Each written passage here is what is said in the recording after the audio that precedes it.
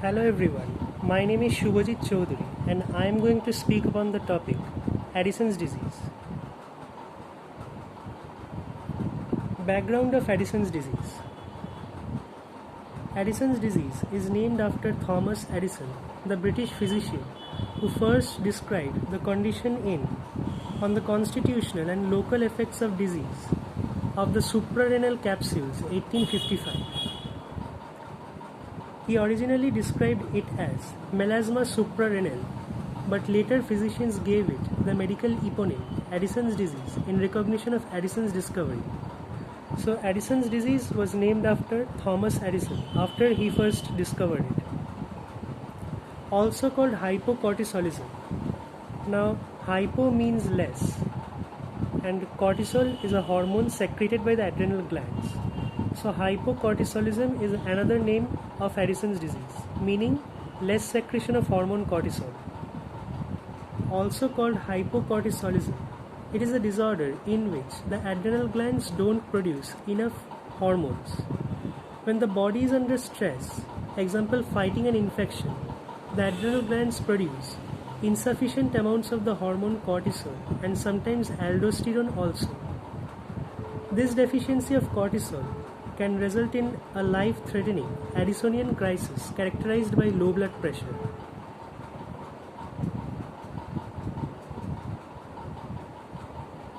Case study of Addison's disease. Addison's disease is a relatively rare endocrine condition resulting from adrenal insufficiency due to various causes. A 20-year-old female patient was admitted in October with a 3-month history of persistent vomiting between 5 and 15 times a day and weight loss. She was dehydrated, means her body was low on water content. She was dehydrated and unable to tolerate oral intake due to nausea and vomiting. Her bowel motions were normal. She had no problems with micturition. Micturition means urination or toilet. She had no problems with micturition or symptoms of infection, however had noticed significant weight loss in the preceding few months. On the basis of history and investigation results, the patient was diagnosed with Addison's disease. The patient started to take intravenous hydrocortisone 100 mg 4 times a day and fluids, resulting in subsequent improvement.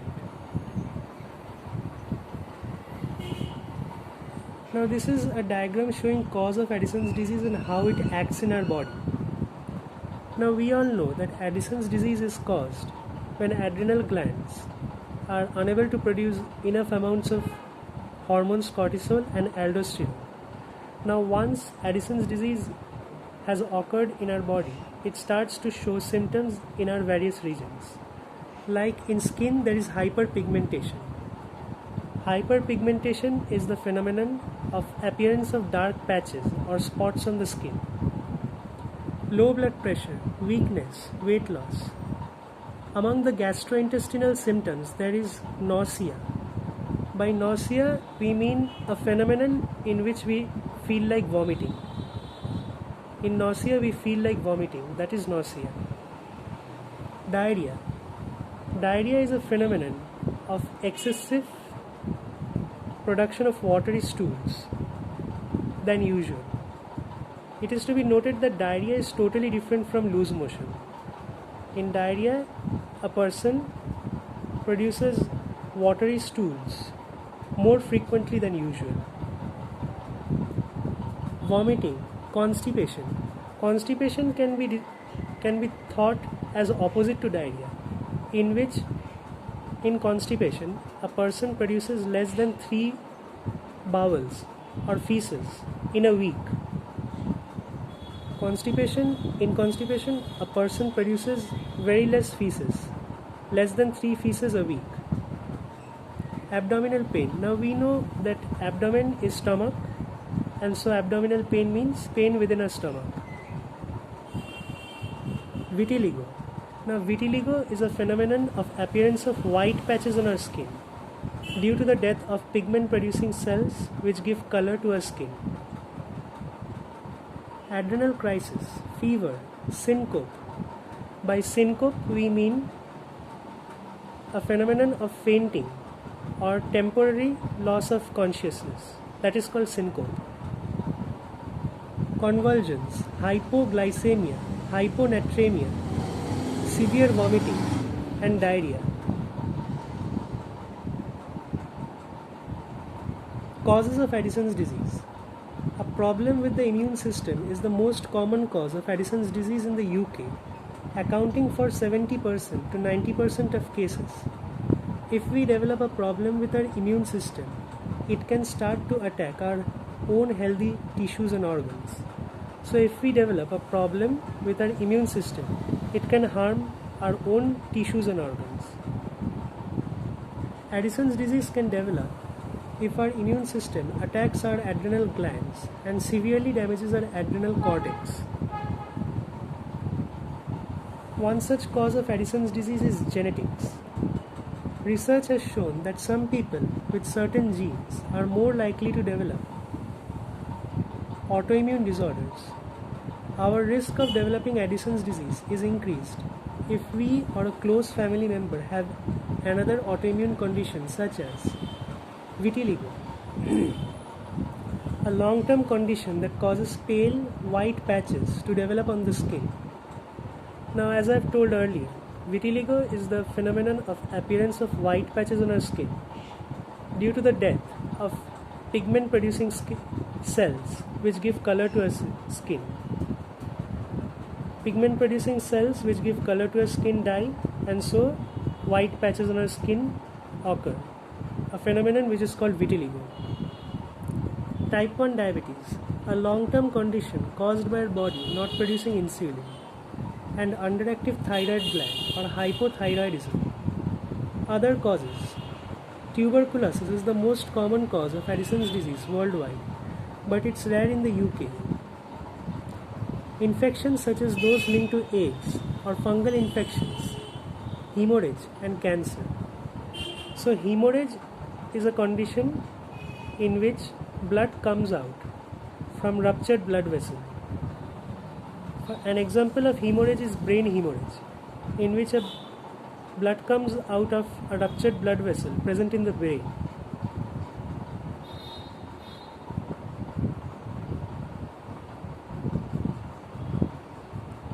Symptoms. Addison's disease symptoms usually develop slowly, often over several months. Signs and symptoms include extreme fatigue. Extreme fatigue is a condition of extreme tiredness. A person is not willing to do much work and he has more sleep than usual. Weight loss and decreased appetite, darkening of skin or hyperpigmentation, low blood pressure, even fainting, salt craving. Now by salt craving, we mean a person has extreme desire to consume salt or salty foods.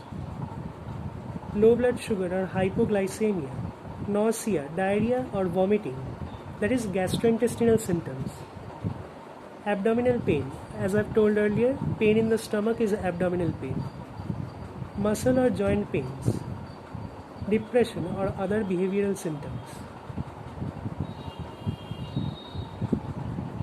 Types of adrenal insufficiency or Addison's disease. There are 3 types of adrenal insufficiency. They are primary, secondary, and tertiary. Primary adrenal insufficiency is when our adrenal glands are damaged and can't make the cortisol we need. They also might not make enough aldosterone. This condition is often called Addison's disease. Secondary adrenal insufficiency is a condition in which a lack of adrenocorticotropic hormone or ACTH prevents the body from producing enough cortisol. Production of cortisol is controlled by the action of ACTH.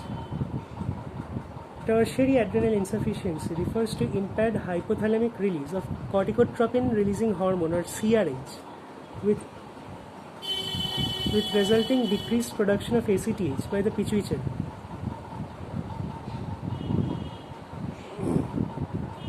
What is the difference between primary and secondary adrenal insufficiency?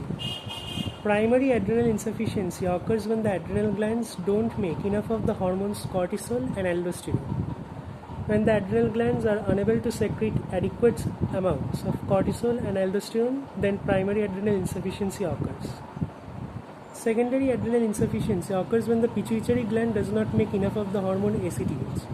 So, when the pituitary gland is unable to make enough of the hormone ACTH, then secondary adrenal insufficiency occurs. What is the difference between secondary and tertiary adrenal insufficiency? Patients with secondary adrenal insufficiency demonstrate little or no ACTH response, whereas patients with tertiary adrenal insufficiency show an exaggerated and prolonged response of ACTH to CRH stimulation, which is not followed by an appropriate cortisol response.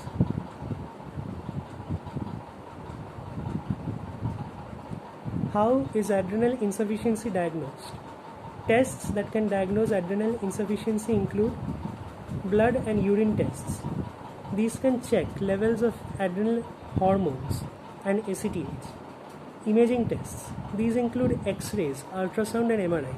Now by diagnose we mean how we can identify whether a person is having Addison's disease or not. So these tests can help diagnose or identify Addison's disease in a person.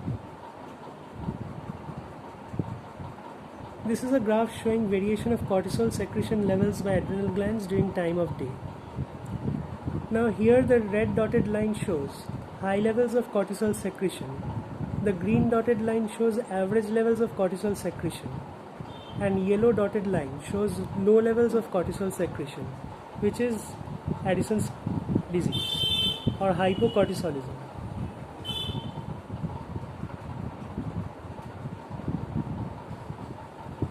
What is the life expectancy of someone with Addison's disease?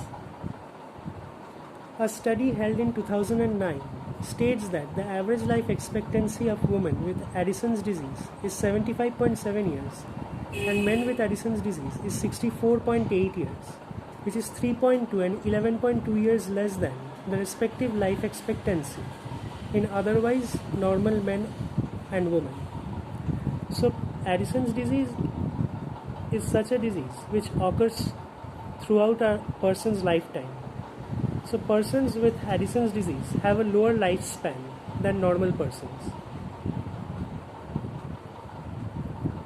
Treatment of Addison's disease. Addison's disease can be deadly. Treatment often starts with IV or intravenous fluids and medicines called corticosteroids. We have to take these medicines by mouth or by IV. We have to take them for the rest of our life. We also need to take other medicines like fludrocortisons. These can help keep our body's sodium and potassium levels normal. So this is how we can treat Addison's disease.